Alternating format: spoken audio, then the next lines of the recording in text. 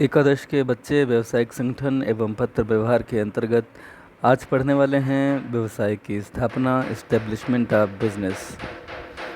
देखिए, प्राचीन काल में जहाँ पे उत्पादन गिनी चुनी वस्तुओं के साथ थोड़ी मात्रा में होता था और जो वस्तुएं थी उनकी मांग बहुत सीमित हुआ करती थी। व्यावसायिक क्रियाएं भी इसी वजह से सीमित और सरल हुआ करती थी। क्योंकि व्यावसायिक क्रियाएं बहुत सीमित होती थी और सरल होती थी, तो किसी भी व्यक्ति को व्यवसाय करने में कोई विशेष समस्या का सामना कभी नहीं होता था।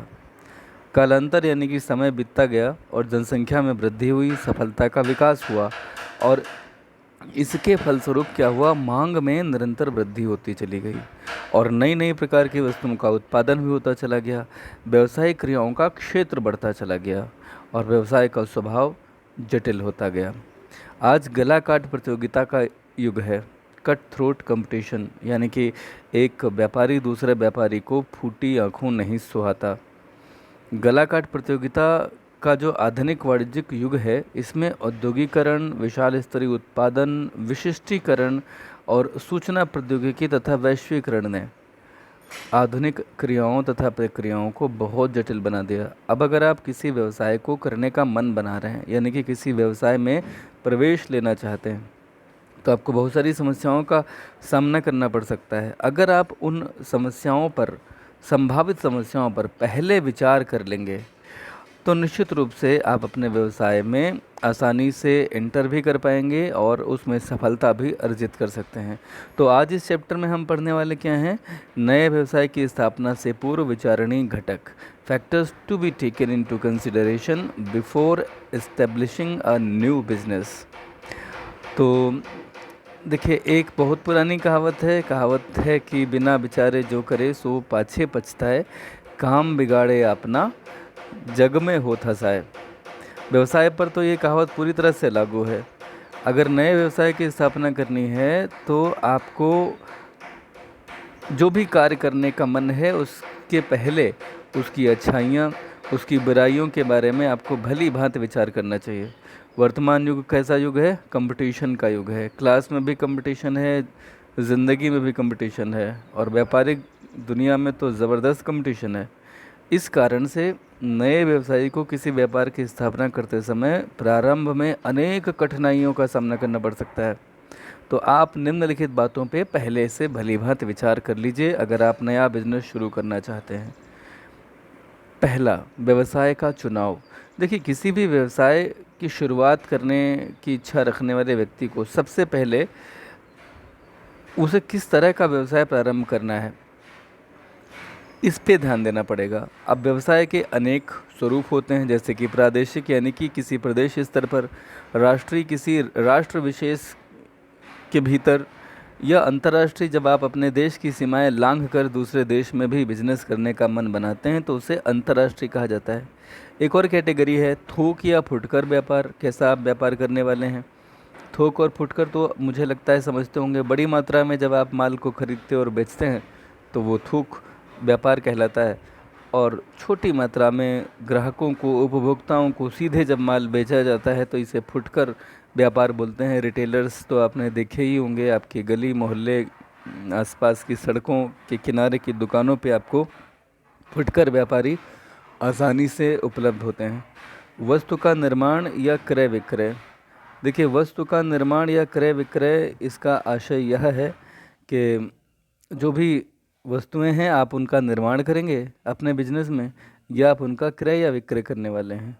तो उपयुक्त व्यवसाय का चुनाव करते समय व्यावसायिक विशेषज्ञों से परामर्श लेना भी कभी कभी हितकर होता है। वैसे इस संबंध में अपने मित्रों, परिवारजनों, संबंधियों से भी विचार विमर्श कर लेना चाहिए।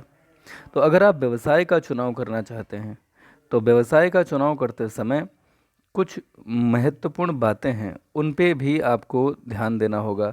सबसे पहली बात व्यवसाय के चुनाव में ये आती है कि आपकी व्यक्तिगत रुचि कैसी है, यानी कि पर्सनल इंटरेस्ट, पर्सनल टेस्ट आपका क्या है। मीन्स हेनरी फोर्ड, एक उनका उदाहरण अगर हम लें, उनके पिता किसान थे। फोर्ड को भी वो चाहते थे कि कृषि का कार्य करें, लेकिन फोर्ड की इच्छा थी कि मोटर का कारखाना स्थापित करें। आपको पता होगा फोर्ड द्वारा अपनी इच्छा का व्यवसाय करने के कारण परिणाम ये हुआ कि विश्व के अधिकांश राष्ट्रों में सड़कों पर फोर्ड के कारखानों में निर्मित गाड़ियां ही दौड़ती नजर आती हैं। अच्छा, फोर्ड एक समय में विश्व के सर्वाधिक धनी व्यक्ति भी बने थे। तो किसी भी व्यक्ति के द्वारा रुचिपूर्ण कार्य करने से क्या होगा कि वह एकाग्रता और लगन के साथ काम कर पाता है। और ये दो ऐसी चीज़ें हैं, एकाग्रता और लगन, अगर किसी भी व्यक्ति में हो जाएं, किसी भी व्यक्ति में ये उपलब्ध हो जाएं, तो सफलता मिलने से कोई उसे रोक नहीं सकता। सफलता की संभावनाएं असीमित रूप से बढ़ जाती हैं। तो पहली तो बात रही व्यक्तिगत रुचि की। उसके बाद आता है जो बिजनेस का चुनाव आप करने वाले हो, उसमें लाभ कितना है और जोखिम कितना है। हर बिजनेस में कुछ ना कुछ लाभ होता है और उसी के अनुरूप, उसी के अनुपात में जोखिम भी होता है। कहा जाता है no risk no gain, more risk more gain. तो जितना ज़्यादा जोखिम आप उठा सकते हैं, लाभ भी आप उतना ही कमा सकेंगे। तो प्रत्याशित यानी कि अपेक्षित यानी कि होने वाले लाभ की क्या मात्रा हो सकती है और कितना उसमें जोखिम है, इसका अनुमान लगाना बेहद ज़रूरी है। तभी आप व्यवसाय, कोई जोखिमपूर्ण व्यवसाय में एंट्री लीजिए जब आपको लगे कि उसमें लाभ की संभावना बहुत अधिक है। अगर सिर्फ जोखिम बहुत ज़्यादा है और लाभ की संभावना नाम मात्र की है, तो ऐसे व्यवसाय का चुनाव नहीं करना चाहिए। जहाँ पर लाभ की संभावना बहुत ज़्यादा हो और उसके अनुपात में जोखिम अगर अपेक्षाकृत कम है, तो ही वह व्यवसाय चुनना चाहिए। व्यवसायिक योग्यता पर भी ध्यान देना पड़ेगा। बिजनेस एबिलिटी, कोई भी व्यक्ति जिस व्यवसाय को प्रारंभ करना चाहता है, उसके संचालन में जिन जिन योग्यताओं और क्षमताओं और अनुभव की आवश्यकता होती है, आपको यह विचार करना होगा कि आप में क्या ये योग्यताएं हैं। ये योग्यताएं प्राकृतिक हो सकती हैं, पैतृक हो सकती हैं, शिक्षा और अनुभव द्वारा भी अर्जित की जा सकती हैं। जिस भी व्यवसाय को आप करने वाले हो, जिस भी व्यवसाय को करने का आपका मन है, आपको देखना पड़ेगा वह जिन वस्तुओं या सेवाओं में डील करने वाला है, क्या उसकी वर्तमान समय में पर्याप्त मांग है और उसकी मांग में निरंतर वृद्धि की क्या संभावनाएं हैं। आप व्यवसाय को तभी चुनें जिसमें मांग अभी हो और आगे भी जिसकी मांग बढ़ने की संभावना हो। इसके लिए आपको ये ध्यान में रखना पड़ेगा कि आप ऐसा व्यवसाय चुनें जिसमें कंपटीशन कम हो, जिसमें मांग की पूर्ति अभी नहीं हुई, यानी कि जितनी मांग है अभी उसमें सप्लाई की बहुत ज़रूरत है। जैसे मान लिया आप जिस गली में रहते हैं वहाँ पे पहले से ही 4 दुकानें खुली हुई, छोटी सी गली है, तो अगर 4 रिटेलर्स ऑलरेडी वहाँ पे काम कर रहे हैं तो वहाँ जितनी मांग है उससे ज़्यादा सप्लाई है ना, तो वहाँ पर आपको दुकान खोलने में कोई फ़ायदा होगा क्या? नहीं। आप वहाँ दुकान खोलिए जहाँ पे कोई दुकान नहीं है इससे पहले, या कम दुकानें हैं, कम से कम जितनी मांग है उसके अनुरूप दुकानें नहीं हैं। तो आप क्या करेंगे कि आप वहाँ पे अधिक मांग और कम पूर्ति में अवसर तलाश पाएंगे। तो ये कुछ बातें हो गई। अगर अलग से एक क्वेश्चन पूछा जाए, लघु उत्तरीय प्रश्न, कि व्यवसाय के चुनाव में किन किन बातों का ध्यान रखना चाहिए, तो ऐसे में आप व्यवसाय के चुनाव में ध्यान रखने वाली बातों का जब आए, व्यवसाय का चुनाव के समय ध्यान रखने वाली बातें, तो आप ये पॉइंट लिखेंगे जो आपने अभी पढ़ी। व्यवसाय के चुनाव में जो बातें हैं ध्यान में रखने वाली, वो व्यक्तिगत रुचि है। उसके बाद में आपने पढ़ा था लाभ तथा जोखिम की स्थिति, फिर आपने पढ़ा था व्यक्तिगत योग्यता और फिर पढ़ा था वस्तुओं की मांग। तो ये तो व्यवसाय का चुनाव हो गया, ये तो पहला कदम था। अगर आप व्यवसाय प्रारंभ करने वाले हैं, व्यवसाय प्रारंभ अगर आप कर चुके या करने का मन है, तो आपने सबसे पहले व्यवसाय का चुनाव कर लिया। फिर जो दूसरा पहलू आता है वो होता है प्रारंभिक अनुसंधान। कोई भी व्यवसाय आप प्रारंभ करने जा रहे हैं अगर, तो आपको प्रारंभिक रूप से उसकी जांच पड़ताल, उसका बाज़ार का सर्वेक्षण, यानी बाज़ार में उस वस्तु की या उस सेवा की क्या मांग है, क्या आपूर्ति है, ये बाज़ार सर्वेक्षण में आता है। अनुसंधान वगैरह ये सब आपको कर लेना चाहिए। इसमें मुख्यतः आता है उत्पादन संबंधी समस्याएं कौन कौन सी हैं उनकी जांच करना, विक्रय और वितरण संबंधी कौन कौन सी समस्याएं होती हैं, भावी प्रतिस्पर्धा का अनुमान वगैरह, भविष्य में होने वाली कंपटीशन का अनुमान वगैरह, ये सब आपको प्रारंभिक अनुसंधान के अंतर्गत कर लेना चाहिए। ये दूसरा कदम है। तीसरा आता है जो आपने व्यवसाय चुना, उसका अनुसंधान कर लिया, मगर अब आपको ये देखना पड़ेगा कि व्यवसाय जो भी आपने चुना है उसे किस व्यावसायिक संगठन के स्वरूप में आप करेंगे। जैसे आपने बहुत सारे स्वरूप पढ़े थे, एकाकी व्यवसाय आप पढ़ चुके हैं, साझेदारी आपने सुना, फिर आपने मिश्रित पूंजी कंपनी भी पढ़ लिया था, सहकारी प्रणाली भी आपने पढ़ लिया था। तो इसमें से कौन सा आप चुनेंगे? इनके बारे में आपको थोड़ा थोड़ा आइडिया हो चुका है, लेकिन फिर भी मैं संक्षेप में बताता चलूं। एकाकी व्यवसाय, जहां एक व्यापारी किसी बिजनेस को करता है, पूरे लाभ हानि को स्वयं ही वह बियर करता है और सारा का सारा उत्तरदायित्व उसका होता है। यह छोटे स्तर पर व्यवसाय अगर प्रारंभ करना हो तो आपको यह प्रारूप उपयुक्त हो सकता है। जहाँ पर कम मात्रा में पूंजी की आवश्यकता हो, जहाँ पर व्यक्तिगत देख रेख बहुत महत्वपूर्ण हो और जहाँ पर व्यवसाय में बहुत ज़्यादा जोखिम ना हो, आप एकाकी व्यवसाय का चुनाव कर सकते हैं। साझेदारी में आप तब चुनते हैं जब आपको श्रम, कुशलता और योग्यता मिलजुल करके लगानी हो, परस्पर लाभ आप बांटने के लिए तैयार हों। यहाँ पर दायित्व भी असीमित होता है। यहाँ पर सबसे बढ़िया फ़ायदा ये होता है कि आपको पूंजी जो है वो अधिकतम मिल जाती है और योग्यता भी आपको आसानी से मिल जाती है दूसरे व्यक्ति की। जोखिम अगर ज़्यादा हो तो वह भी व्यक्ति बियर करने के लिए तैयार रहता है। मिश्रित पूंजी कंपनी, जब आपको बिजनेस बहुत बड़े पैमाने पे करना होता है और बहुत ज़्यादा बाहरी पूंजी की आवश्यकता होती है, तो आप संयुक्त पूंजी कंपनी चुनते हैं। अगर आपको कुशल प्रबंध व्यवस्था की भी ज़रूरत है बहुत ज़्यादा और आप सीमित दायित्व चाहते हैं, ठीक है, तो आपको ये जॉइंट स्टॉक कंपनी चुननी ही चाहिए। सहकारी प्रणाली का तात्पर्य यह होता है कि जब कुछ लोग एक साथ आते हैं, आपसी सहयोग की भावना के साथ एक दूसरे के हित में कार्य करते हैं, तो यह सहकारी प्रणाली कहलाती है। अगर आपका उद्देश्य समूह विशेष में लोगों की सहायता करना है, तो निश्चित रूप से आप सहकारी प्रणाली सिस्टम चुन सकते हैं, ठीक है। ये बात संभवतः आपको समझ में तो सहकारी प्रणाली की हम बात कर रहे थे। मैंने अभी आपको बताया कि जब कुछ लोग आर्थिक हितों को सुरक्षित करने के लिए, आर्थिक हितों के संवर्धन के लिए स्वेच्छा से एक दूसरे के साथ इकट्ठा होते हैं, तो यह सहकारी प्रणाली कहलाती है। इसमें क्या होता है, इसका एक अपना सिद्धांत है कि प्रत्येक सबके लिए और सब प्रत्येक के लिए, each for all and all for each, यानी कि हर व्यक्ति इसमें आत्म सहायता द्वारा सामूहिक कार्य या सामूहिक कल्याण के उद्देश्य को पूरा करते दिखता है। तो अगर आपका मेन फोकस जो है वो लाभ पर ना हो करके किस पर है, आपसी सहयोग पर है, तो आपको सहकारी प्रणाली का स्वरूप चुनना चाहिए, ठीक है। अच्छा, जब आप ये भी चुन सके व्यवसाय का स्वरूप, तो आपको ये देखना पड़ेगा कि आप उपयुक्त स्थान चुनें। व्यवसाय को आपको अगर प्रारंभ करना है तो उपयुक्त स्थान बेहद ज़रूरी प्रश्न है, जिस पे आपको विचार करने की आवश्यकता होगी ही होगी, ठीक है। उपयुक्त स्थान के चुनाव में आपको जब ये निर्णय लेना हो तो आपको देखना होगा कि आप कितनी लागत लगा सकते हैं, लाभ और विकास, इन तीनों चीज़ों को ये स्थान जो है ना ये प्रभावित करेगा। अगर स्थान अच्छा नहीं हुआ तो ज़्यादा लागत लग सकती है, लाभ कम हो सकता है और विकास की संभावना भी कम हो सकती है। तो आपको इसमें जो ध्यान देना पड़ेगा कि आपका व्यवसाय की प्रकृति क्या है, कच्चे माल की उपलब्धता उस स्थान विशेष पे है कि नहीं, शक्ति के जो साधन हैं क्या वो आसानी से निकट हैं आपके उस स्थान के, बाज़ार से वह स्थान कितनी दूरी पे है, परिवहन तथा संचार के साधनों की सुविधाएं हैं कि नहीं, श्रमिकों की उपलब्धता है कि नहीं, बैंक संबंधी सेवाएं और उपयुक्त जलवायु, ये अगर है तो निश्चित रूप से आपके लिए बहुत अच्छा होगा। कोई भी एक स्थान हर प्रकार के व्यवसाय के लिए उपयुक्त नहीं हो सकता।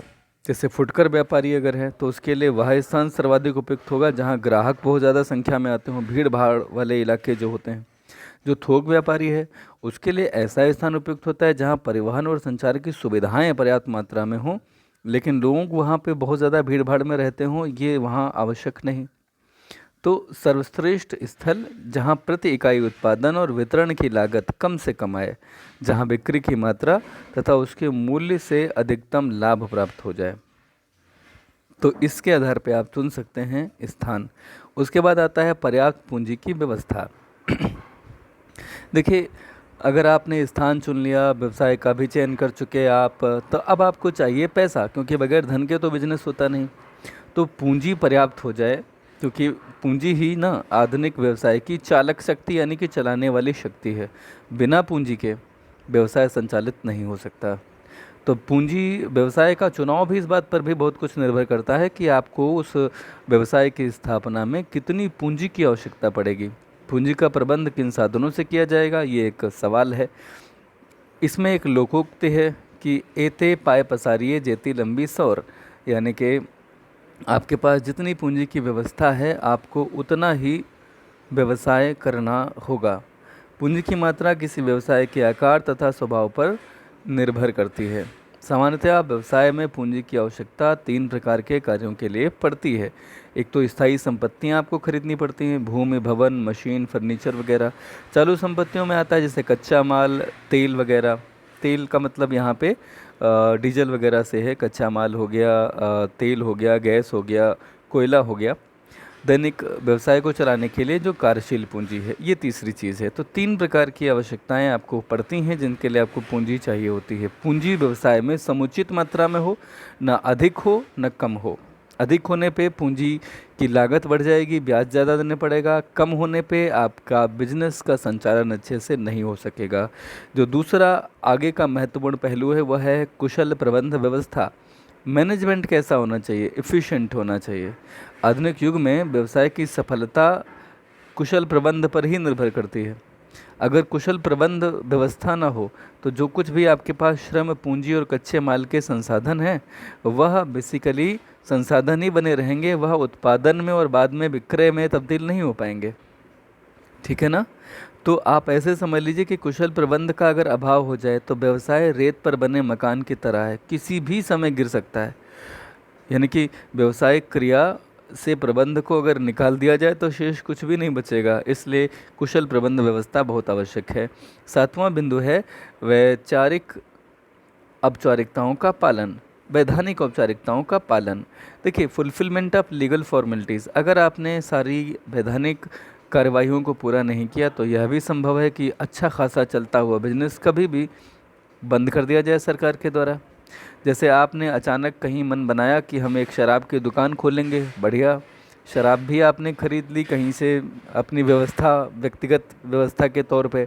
लेकिन अगर आपने शराब की दुकान खोलने का मन बनाया है तो आपको पता है, आपको विकास तथा नियमन अधिनियम, औद्योगिक विकास तथा नियमन अधिनियम 1951 के अंतर्गत लाइसेंस यानी कि अनुज्ञा पत्र लेना होता है।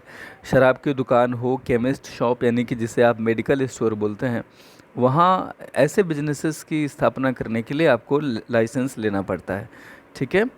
तो एक और है पूंजी निर्गमन नियंत्रण अधिनियम 1956। इसकी व्यवस्थाओं को ध्यान में रखते हुए आपको पूंजी का भी व्यवस्था करनी होती है, पूंजी का भी अरेंजमेंट करना होता है। ठीक है? मिश्रित पूंजी कंपनी की स्थापना के लिए आपको पहले उसका registration registrar of companies office में कराना पड़ेगा, और सर्टिफिकेट ऑफ इनकॉर्पोरेशन के साथ साथ बिजनेस प्रारंभ करने के लिए अगर वह सार्वजनिक कंपनी है तो certificate of commencement of business भी प्राप्त करना पड़ेगा। ठीक है? तो वैधानिक औपचारिकताएं बिजनेस को स्मूथली चलाए रखने के लिए बेहद ज़रूरी हैं।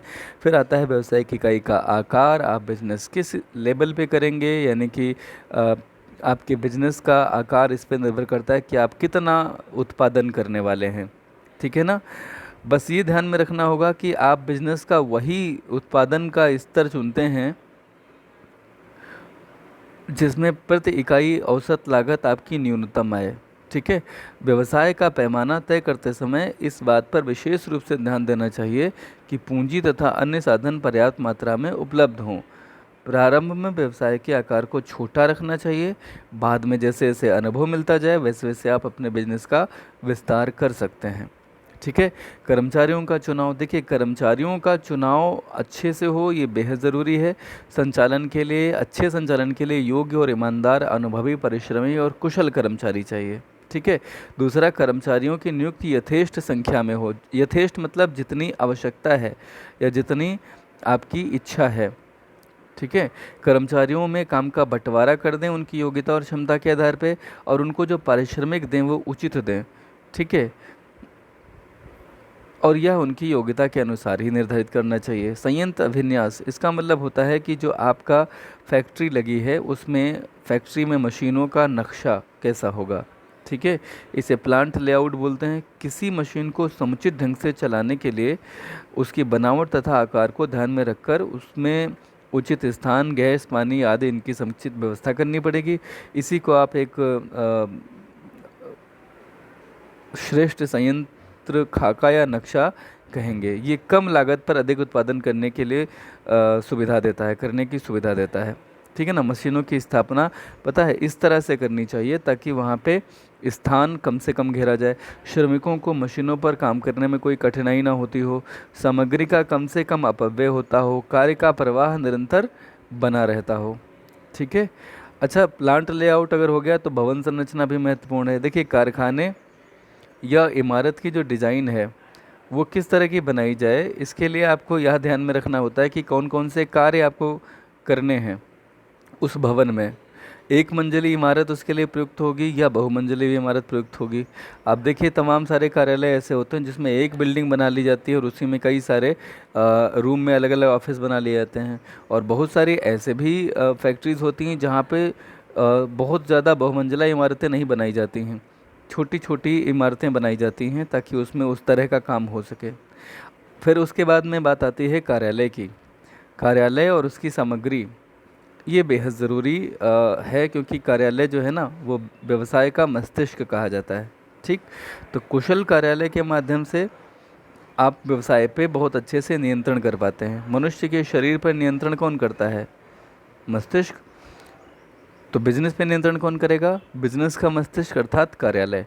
जहाँ तक संभव हो एक आधुनिक सुसज्जित कार्यालय की स्थापना करनी चाहिए।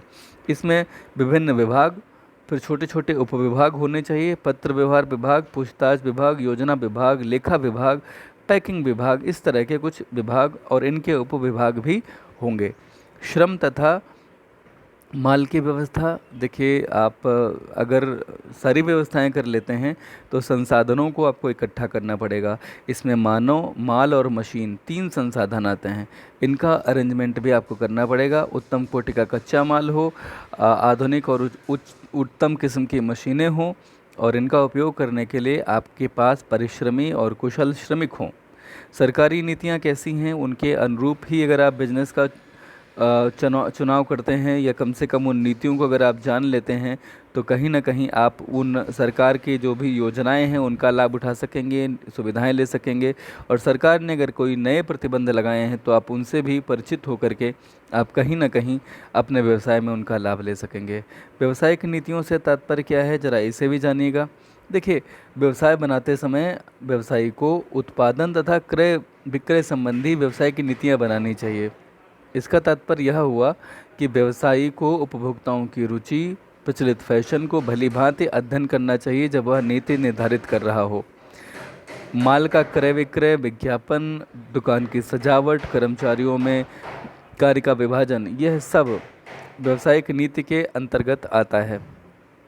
तो इस तरह से अगर आप बिजनेस इन महत्वपूर्ण बिंदुओं पर विचार करने के पश्चात शुरू करते हैं तो कोई दो राय नहीं कि आपका बिजनेस निश्चित रूप से सफलता के कई नए सोपान चढ़ेगा। देखिए, प्रश्नावली में बहुविकल्पीय प्रश्न होते हैं। आप सभी को यहाँ पे ये करना चाहिए कि 1 से 5 तक के जो प्रश्न दिए गए हैं आपको इनके विकल्पों पे विचार करना चाहिए और स्वयं आप इसमें देखें कि आपने अभी तक जो इस चैप्टर को सुना, क्या आप इन प्रश्नों के उत्तर देने की स्थिति में हैं। अगर आप इनके उत्तर दे पा रहे हैं तो उसके बाद में आप नीचे दिए गए उत्तरों में से देखें कि आपने कितने प्रश्न सही बताए। तो आप सभी का बहुत बहुत धन्यवाद कि आपने इस वीडियो को सुना अंत तक। ऐसे ही पढ़ते रहें। अगर आपको ये वीडियो अच्छा लग रहा हो तो आप इसे ज़्यादा से ज़्यादा लोगों के बीच में शेयर करें, क्योंकि नॉलेज जो है ना वो जितना ज़्यादा साझा किया जाए उतना ही बढ़ता है। आप सभी का पुनः धन्यवाद।